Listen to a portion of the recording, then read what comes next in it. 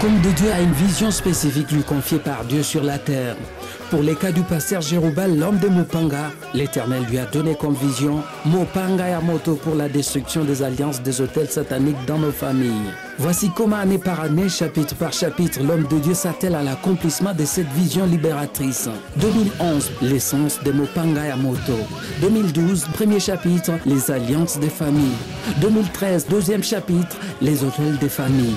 2014, troisième chapitre, les lois de famille. 2015, quatrième chapitre, les condamnations de famille. Et le chapitre 5, pour cette année 2016, le piège des familles. Lubumbashi Mobimba, Totele Mopanga ya moto, car les sacerdoces étant changés, il y a nécessairement changement des lois. Jésus-Christ est Dieu et c'est lui le Mopanga ya moto.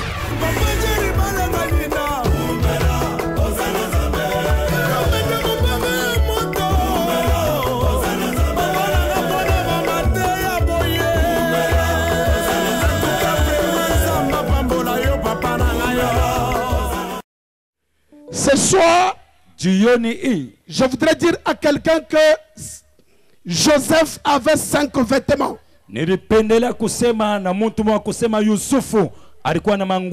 Joseph avait un vêtement appelé la tunique de plusieurs couleurs. Qui est rentré chez son père Jacob.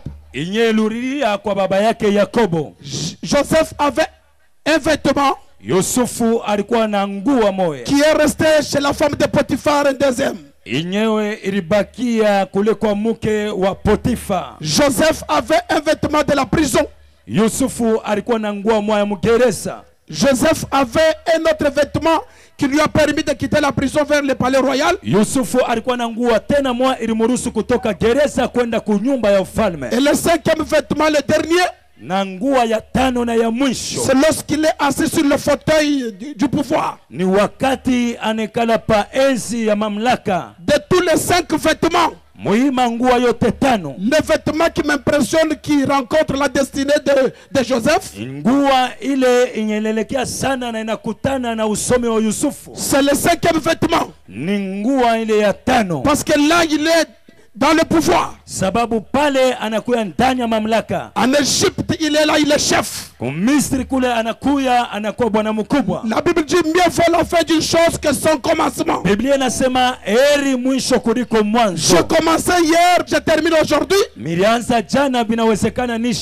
Je déclare que mon message d'aujourd'hui, le dernier, soit semblable au dernier vêtement de Joseph. Et au travers de ce message, Dieu va installer le pouvoir sur toi, le pouvoir financier, le pouvoir social, le pouvoir conjugal. Tu auras un pouvoir ce soir. Que tu acclames ce que Dieu va te donner ce soir. Toi qui as acclamé, que les anges de Dieu te donnent quelque chose à dire. Que l'on sache aujourd'hui, pas demain, que ce Dieu-là, il est ton Dieu. 1 Roi chapitre 18, verset 36. Au moment de la présentation de l'offrande, Élie le prophète s'avança et dit: Éternel, Dieu d'Abraham, d'Isaac et d'Israël, que l'on sache aujourd'hui que tu es Dieu en Israël, que je suis ton serviteur et que j'ai fait toutes ces choses par ta parole. Amen. Amen. Amen. Amen. Job chapitre 6, verset 14. Celui qui souffre a droit à la compassion de son ami, oui, même quand il abandonnerait la crainte du Tout-Puissant. Que Dieu ajoute sa bénédiction sur cette parole. Veuillez vous asseoir, merci. Je bénis encore une fois le Seigneur, parce que tu trouveras dans ton compte même des bénédictions qui n'étaient pas sujets d'être requêtes pendant ce temps. kama baraka haikukue kishina kya maombi yako mwi wakati. Bien-aimé, bapendwa, ce sujet est très important. Parce que c'est une histoire que beaucoup d'entre nous connaissent. Il s'agit d'un peuple, pas de Jacob, mais d'Israël. Parce qu'il y a une grande différence entre Jacob et Israël. Le peuple d'Israël, à une telle époque, avait comme roi Akab qui s'est marié à Jézabel. Tout simplement parce que cette femme était une étrangère. L'idolâtrie a pris place. Et pendant ce temps, Dieu suscite un homme comme il te suscite ce soir pour ta famille. Tu as une lourde responsabilité pour ta famille et pour ton quartier. N'oublie pas que la Bible dit: crois au Seigneur Jésus, toi seul. Mais la suite c'est quoi? Tu seras sauvé, toi et ta famille. Donc tel que tu es là, tu seras étonné de trouver le malade que tu as laissé à la maison être guéri. J'annonce à quelqu'un qu'Élisabeth n'a jamais été devant le temple. C'était son mari qui s'est quitté de sa fonction. Mais lui est là avec Dieu. Dieu descend jusque dans le ventre d'Élisabeth. Je déclare ce soir, même tes affaires que tu as laissées, que tu trouves une puissance de fertilité sur ces affaires-là. Élie le Tishbite est là. Après avoir pris ses responsabilités, nous arrivons au temps où cet homme se retrouve devant Akab. Il pose une question. Jusqu'à quand vous là? Pointerez-vous de tous les côtés. Tantôt vous êtes avec Dieu, tantôt vous servez Baal là-bas et Astarté. Jusqu'à quand? Élie lance un défi. J'ai compris que qui ne peut lancer un défi que celui-là qui a la connexion avec le ciel. Je reprends. Celui qui peut oser lancer un défi devant même les sorciers. C'est toi qui es assis ici, qui a Jésus en toi. Car la Bible dit: celui qui est en nous est plus fort que tous les sorciers que tu vois dans la famille. Si tu crois cela, tu peux l'acclamer. Alors, Élie attend. Il dit: vous commencez. Les prophètes de Baal commencent. Et ils ont commencé à faire les incantations. Ils ont fait tout ce qu'ils pouvaient faire. Jusqu'à midi, leur divinité ne pouvait jamais répondre. La Bible déclare: à l'heure de présentation, Élie s'approche, c'était le soir. Je me suis posé beaucoup de questions. J'ai trouvé qu'il y a deux temps là-bas. Il y a l'état du matin et l'état du soir. Ces gens n'ont jamais compris l'arithmétique inspirée par le Saint-Esprit à Élie. Ils se contentent à déposer l'autel, à évoquer leur Dieu le matin. Or, quand vous lisez dans Nombre 28, il y a des formes de sacrifices. Il y a le sacrifice du matin, le sacrifice du soir, le sacrifice du soir qui se fait entre les deux soirs.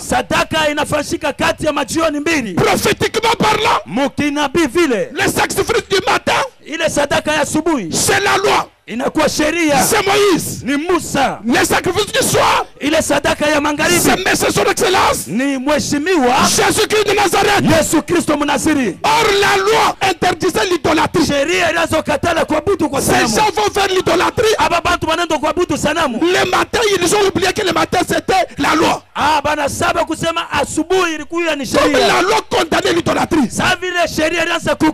Ils ne sont pas parvenus. La loi a condamné. Leur Dieu n'a pas répondu. Mais Élie qui avait la révélation comme toi. Pendant que tout le monde est dans des foot. Toi tu t'es dit, je vais d'abord à la convention. Tu as la révélation. Élie vient ériger l'autel du soir. L'autel du soir, c'est celui qui est à Golgotha. Et c'est ce soir que l'humanité a connu la libération.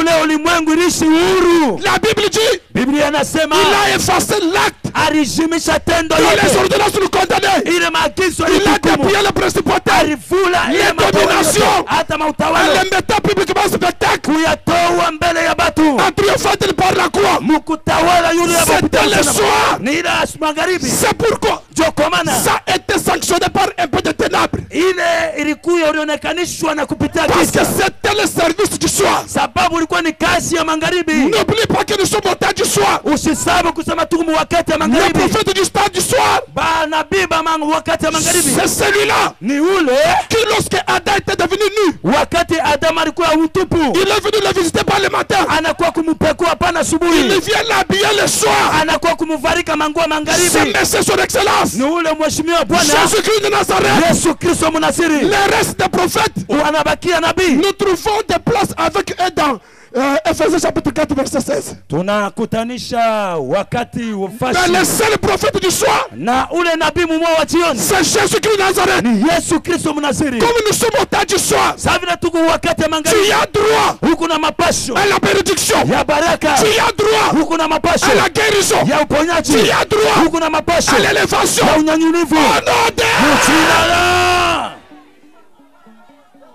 C'est ça l'histoire. Élie est là. Ce qui est important, et que Élie a érigé l'autel. C'était un autel de 12 pieds. Il a pris l'holocauste, il a placé sur l'autel. Et il prend de l'eau. Il va asperger là-bas. Tout à coup, le ciel s'ouvre. Et le feu descend. Ces choses étaient l'ombre des choses à venir. Ces choses, c'est ce qui s'est passé à l'époque de Jean-Baptiste. Il y avait un hôtel dans les Jourdains que Josué avait laissé là-bas. Tout le monde qui passait dans les Jourdains, il n'y avait pas de problème. Il fallait qu'un seul, le véritable holocauste, lorsqu'il est descendu le jour du baptême, parce qu'il y avait un hôtel. N'oubliez pas qu'on l'avait présenté comme un agneau. Quand il est dans les eaux, lorsqu'il sort, le ciel a bougé. Une colombe est descendue. Le Saint-Esprit, c'est semblable au fait qu'il est descendu à l'époque d'Élie. Parce que quand ils sont sortis de la chambre haute, le Saint-Esprit est descendu sur eux avec des flammes de feu sur leur tête. À cause de cela, il y avait la vie sauve. Au nom du Saint-Esprit que tu as, tu ne sortirais pas de cet endroit tel que tu étais venu ici. C'est comme ça que hier, à cause de l'idolâtrie qui était en train d'Israël, le peuple a connu des instabilités. Hier j'étais en train de dire, la seule personne qui s'est lamentée comme du jamais vu, c'est Jérémie. Quand je pose la question à la Bible, Dieu m'a montré l'une des raisons pour lesquelles il y a des gens qui se lamentent.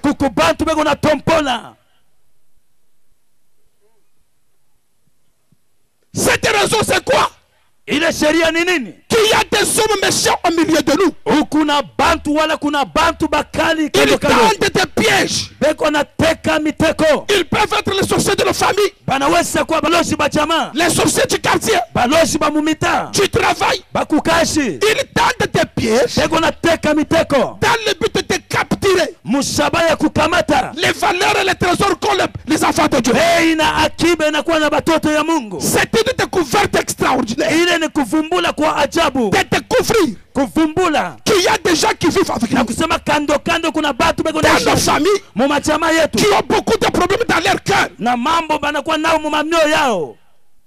Ézéchiel a vécu une telle histoire. Ezekieli alisema hadithi moja. Dieu va le prendre. Mungu akamchukua. Il lui montre, regarde les anciens d'Israël. Anamwambia angalia baseba mu Israël. Ils sont cachés là-bas. Beko banya kufuchama mule. Et ils font des histoires, ils adorent les idoles. Na hii beko nafanya bana budu. C'est ce qui est la base de tout ça. Joy kwa musingi ya hii yote. Mais qui a dit amen là-bas? Nani anasema mina kule? Aujourd'hui, leo j'ai consulté quelqu'un. Mina angalia mtu moya. Qui lui, yeye, non seulement qu'il s'est lamenté, hapana tu alianza kutompola.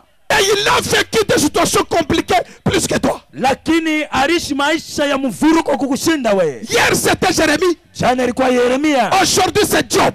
Leo ni Yobo. Tout le monde connaît l'histoire de Job. Bote vile tunajua hadithi ya Yobo. Au moins quelqu'un qui a souffert comme Job.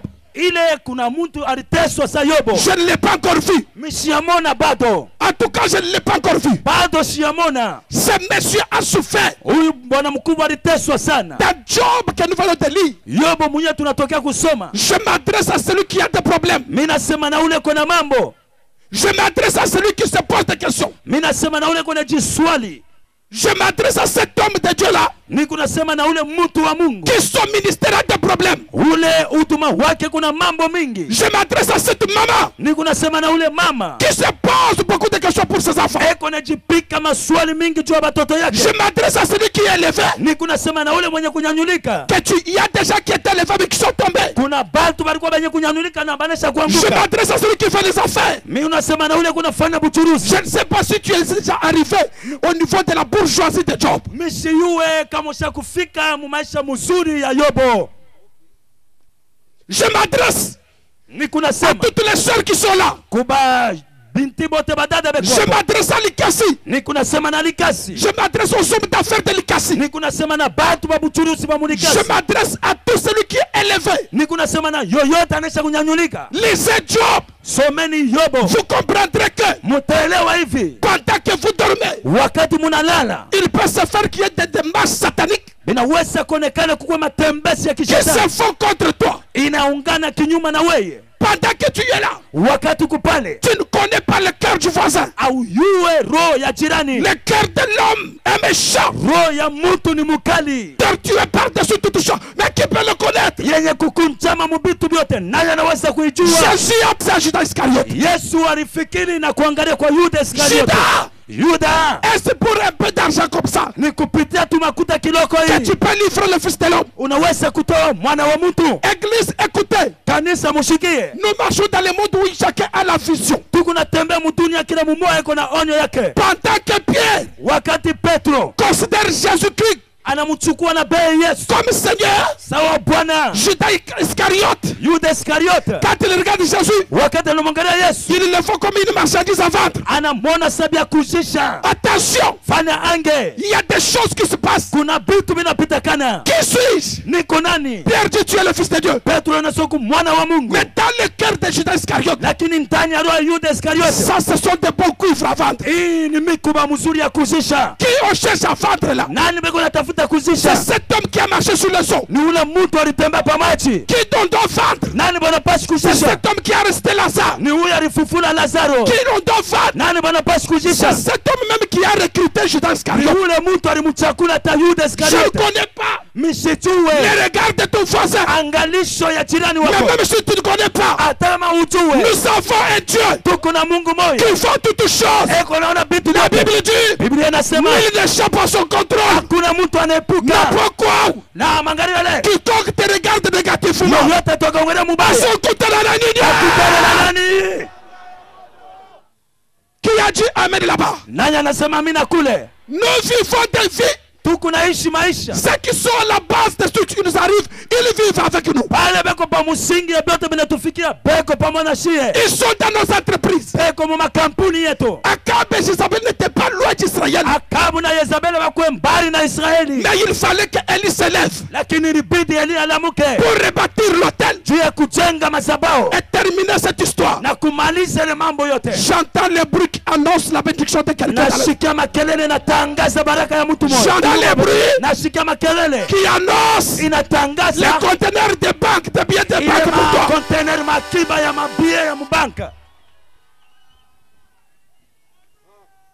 Job vient dire, celui qui souffre, celui qui a des maladies, celui qui a un problème dans son cœur, celui qui a des difficultés, il a droit à la compassion de son ami, même quand bien même que il se détournerait du tout-puissant. Qui est cet homme-là? Job est entré dans la dimension prophétique. Qui est cet homme qui s'était détourné du tout-puissant? Ce n'est pas ton voisin là.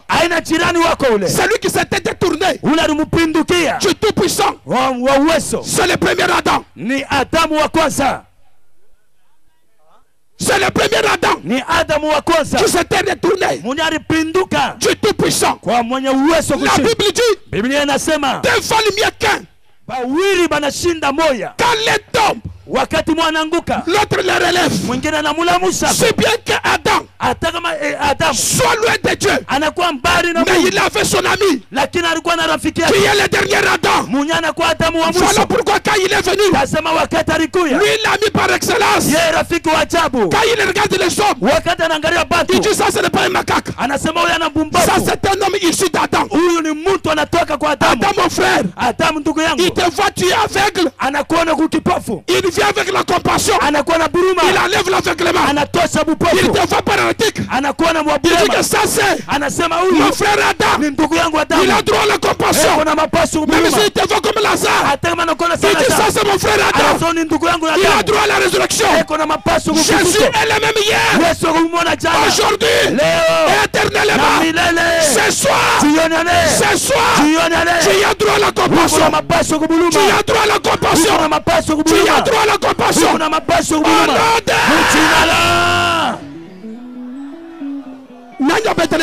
Nani anamshangilia na mikono?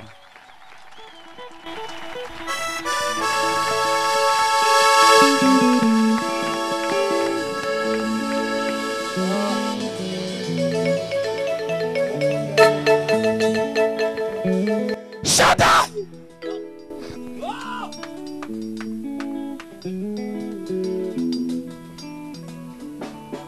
Dieu a t'offensé, j'ai droit à la compassion. Même si tu avais avorté, ne te culpabilise pas. Arrête ce que tu as fait. Mais ce soir, le Dieu que je prêche, il ne tiendra pas compte de ce que tu as fait. La Bible dit Jésus est mis de compassion. L'ami fidèle, ce n'est pas Jéribal. L'ami fidèle, ce n'est pas celui qui est à côté de toi. L'ami fidèle, c'est le bon samaritain. Il est sur sa monture. Un sacrificateur peut passer. L'élève peut passer. Mais quand lui vient, il descend de la monture et il te récupère. Ce soir, Jésus va te récupérer. Tu as droit à la compassion. Jésus de Nazareth, je te lève ce soir. Prends la direction de ces instants. Oh! Église, Kanisa, écoutez-moi. La Bible dit dans Genèse chapitre 37, verset 2. La Bible dit, voici la postérité de Jacob. Voici la postérité. Dans les voici, il y a le voir ici. C'est que regardez. La postérité de qui?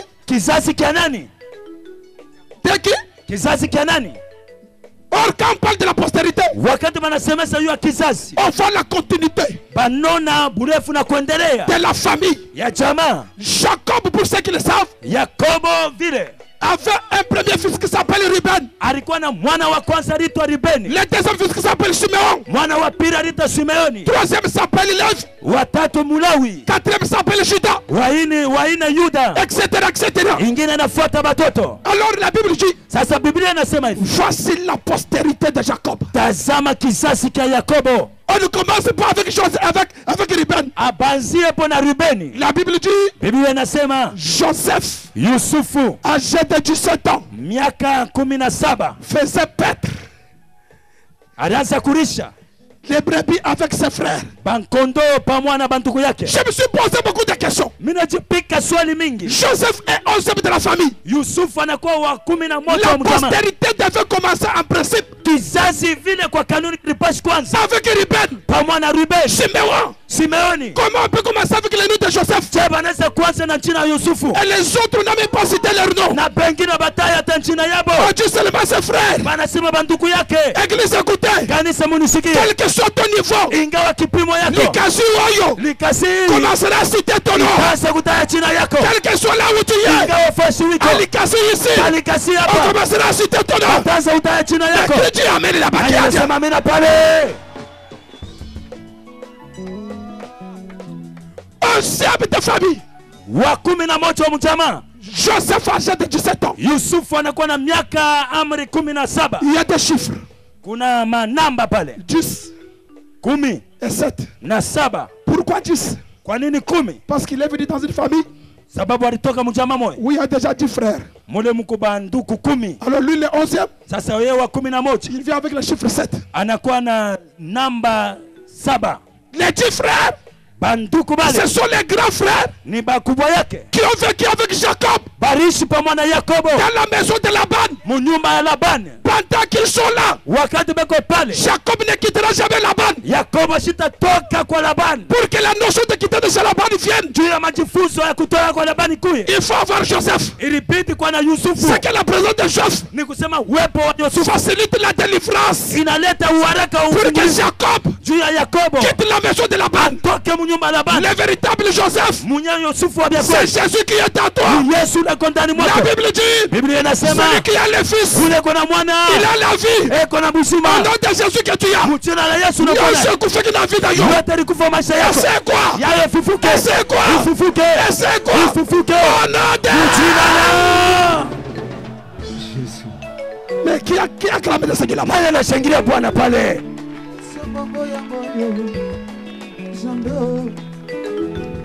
Ensemble de la famille, Wa 11 wa mjamaa il devient la postérité anakuya kizazi de Jacob. kya Yakobo. À la manière des hommes, ça c'est une incompatibilité. Munamuna ya bantu bila bieneane. Les 11e, Wa 11 j'ai fouillé les Écritures. mina ngaria miandiko. J'ai trouvé que dans la loi de Moïse, il a stipulé. Mina kutanisha msheria Musa inasema. Je crois que je suis dans Exode 28, 9 à 10. Nadhani ni Kutoka sura kama 12:8. J'ai dit à Moïse, Mungu anamwambia Musa, tu prendras des pierres, utachukua mawe mbili, des pierres précieuses d'onyx, mawe mbili ya bei sana, et tu mettras tous les noms na utaweka manjina yote des enfants d'Israël sur ces pierres. ya batoto wa Israeli pa hii maibwe Or, mbili. quand je regarde sur le pectoral du jugement Kama mimi naangalia pale pa ubao ya hukumu de Aaron, ya Aruni, Aaron avait sur sa poitrine Aruni alikuwa na pakilari les yake 12 pierres ile mawe qui 12 représentent toutes les 12 tribus d'Israël. inaonesha makabila 12 ya Sur Israeli. son épaule droite, Pa Rebeka yake ya il y a kume 6 pierres. peko mawe Son 6, épaule gauche, Rebeka ya il y a kushoto 6 pierres. peko mawe 6. Quand je commence à lire, Wakati mimi naanza kusoma je trouve la pierre appelée mimi onyx nakutanisha ile dibu wanaita onyx qui occupe la 11e place.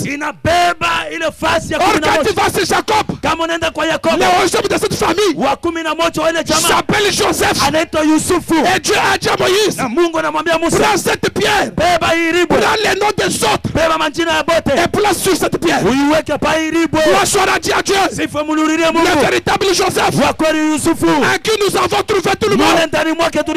C'est merci son excellence. Jésus de Nazareth. C'est lui le véritable Cana. Il a dit un jour, je m'avais vous préparer une place. Une place. Mais dans la maison de mon père, il y a plusieurs demeures. C'est lui le Cana. Cana, il y a une seule place. Avec plusieurs demeures. Il y a la demeure de Siméon, de Nephtali, de Dan. Une seule place. La place c'est Jésus. Le véritable Joseph. À lui, il y avait tous les autres frères. Voilà pourquoi Dieu n'avait pas de fils. Dieu avait seulement un fils qui est Jésus. Mais avec des frères comme de Moïse, comme d'Esaïe, comme de Osée. C'est pourquoi quand il est venu, il a dit les lois et les prophètes ont parlé de moi. Je déclare, comme tu es Joseph de ta famille, tout le monde comptera sur toi.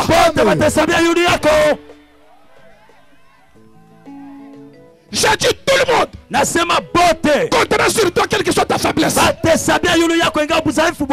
Je déclare, tu auras des magasins dans cette ville. Je déclare, tu auras des trucs dans cette ville. Tu vas acheter des maisons à Lubumbashi. Tu vas faire des grands dépôts. Tu vas faire des voyages dans les mondes.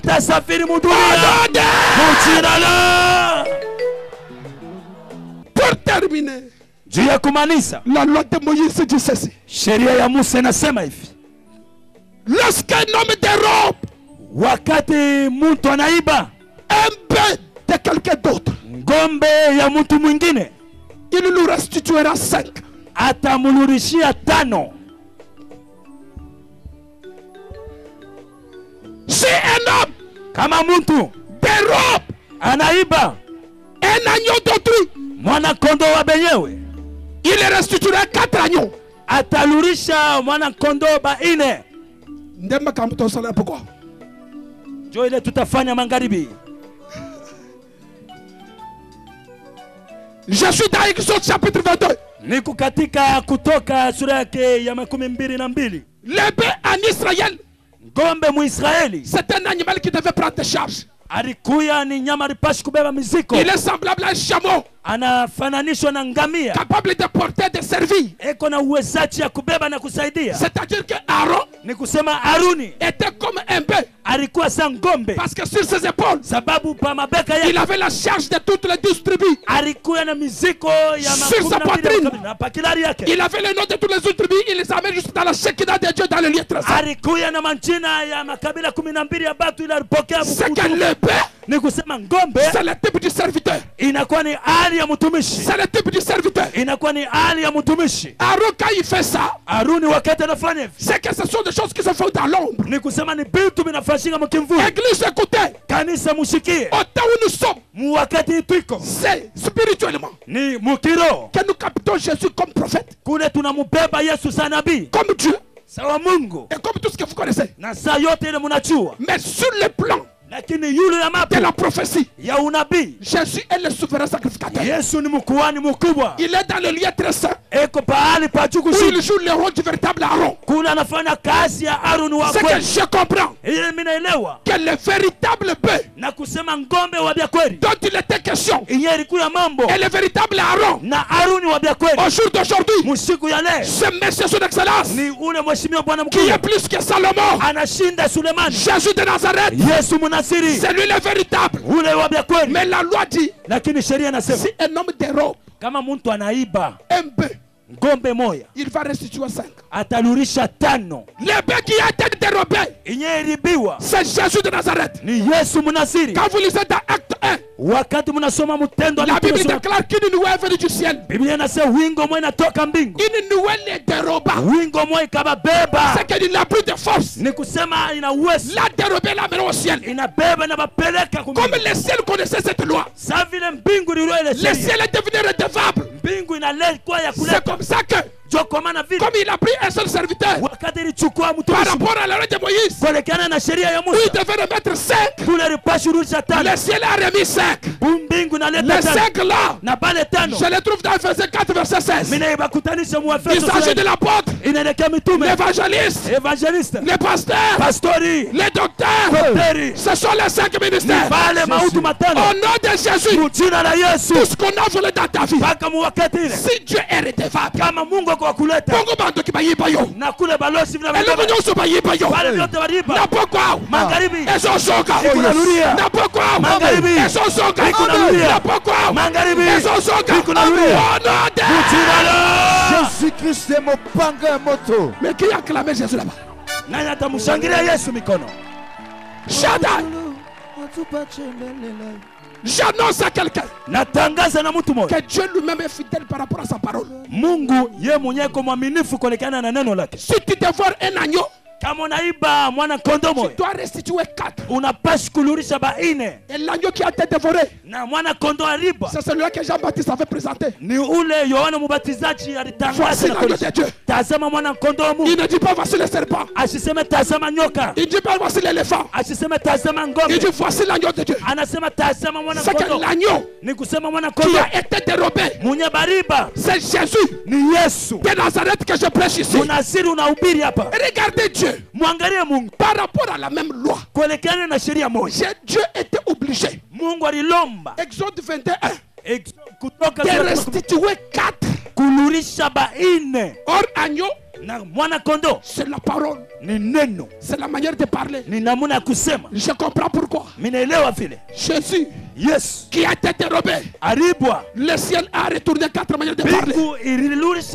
Les 4 manières de parler, c'est la connaissance, c'est la prophétie, c'est la révélation, c'est la doctrine.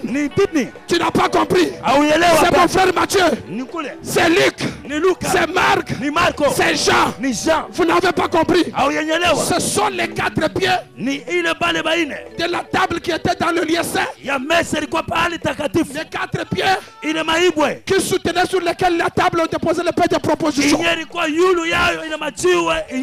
J'annonce à quelqu'un, si Dieu est capable de retourner ce soir, donc nous soyons pas yo eloko.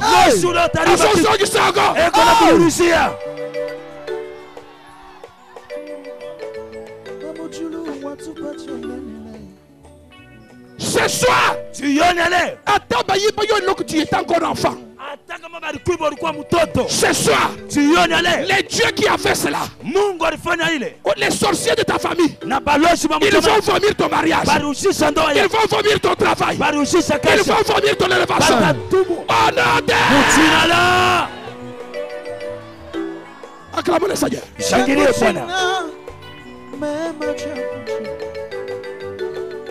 Mais pour réussir à ça, pour y arriver, soyez comme Joseph. La Bible dit, Joseph, malgré qu'il était petit, il faisait toujours paître les troupeaux avec ses frères. Et le véritable Joseph, c'est Jésus qui, quand il est venu, il paie les brebis. Les pharisiens aussi paient. Les sadducéens aussi font. Quand ils disent que Moïse nous a dit, Jésus le véritable Jésus dit aussi que moi je vous dis, si les sorciers travaillent dans ton quartier, toi aussi tu dois travailler. Non, pourquoi? Bango baso loka. Nous sommes tous en télévision.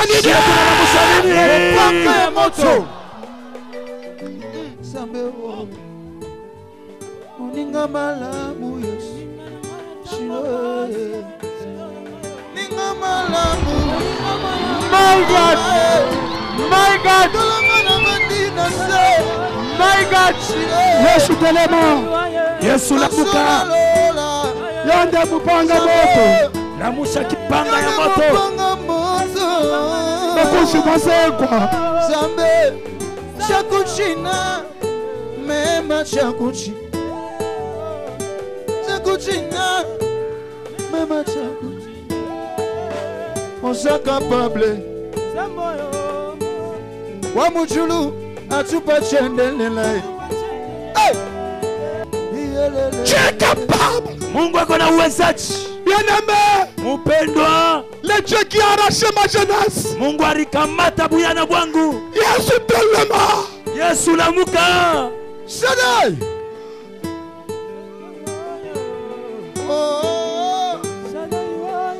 Pourquoi cet homme passe des moments comme ça? La parole est prêchée.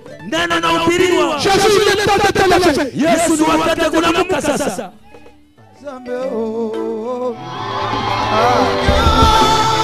My God! My God! My God! My God! Lève maintenant ta main. Weka mikono mbili yulu. Toute personne Mutu yote qui est aujourd'hui en train d'envoûter un domaine de ta vie, eko leo eko navuta kipande kimoja cha maisha yako, qu'il soit ton père, akuwe baba yako, tu ne lui avais pas demandé de te mettre au monde, au kumulomba kuzale, qu'il soit ta mère, akuwe mama yako, qu'il soit même ton enfant que tu as mis au akuwe monde, hata mtoto yako loko naye, qu'il soit n'importe qui, akuwe mtu yoyote, akutana na nyinyi, opération telemisa mpanga ya moto. Prions au nom de Jésus. Au nom de Jésus. Au nom de Jésus. Au nom de Jésus. Au nom de Jésus.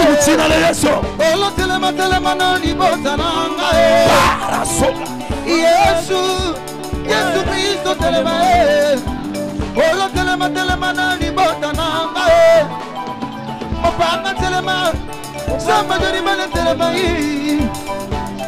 telema na libota nanga Yesu Kristo telema olo telema na libota nanga Osana Sambelebedebe Betele mukono yo Pika mikono Opanga moto Pika mikono Ay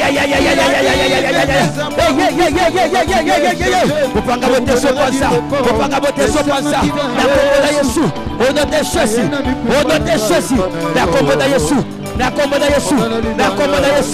Oh Betele contre la criminalité.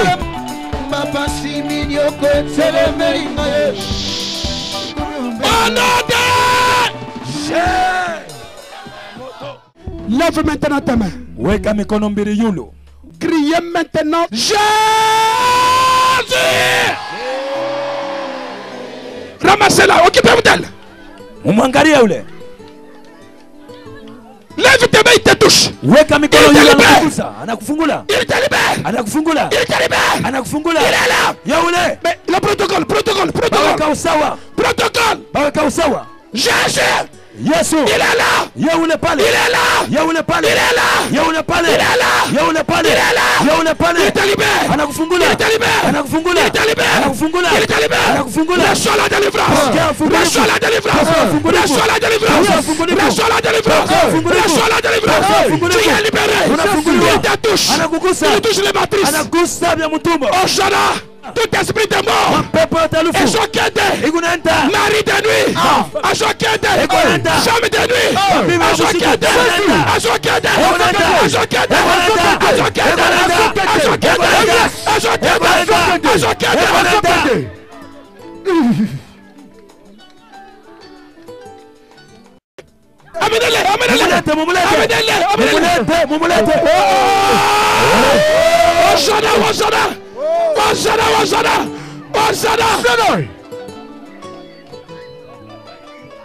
Amenez-les. Amenez-les. Mumulete. Jésus. Toi femme de nuit. Libère ma vie. Libère mon mariage. Libère mon étoile. Libère ma destinée. Reçois la délivrance. Appelez-moi cette sœur-là. Venez. Muniti ole dada. Kuye. Tu peux lever tes mains là où tu es. Weka mikono yako mbili yulu pale wiko. Que l'onction attachée à mon appel upako yenye kuambatanishwa kwa mwito yangu te libère définitivement. Ikufungule pale kwa définitivement. Kwa lote. Au nom de Jésus. Jina la Yesu. Au nom de Jésus. Jina la Yesu. Chasse ce mari de nous là. Rapidement. Tushole pepo ya Bwana wa Bushiko. Sois libéré. Funguliwa. Reçois la grâce. Pokea neema. Reçois la grâce.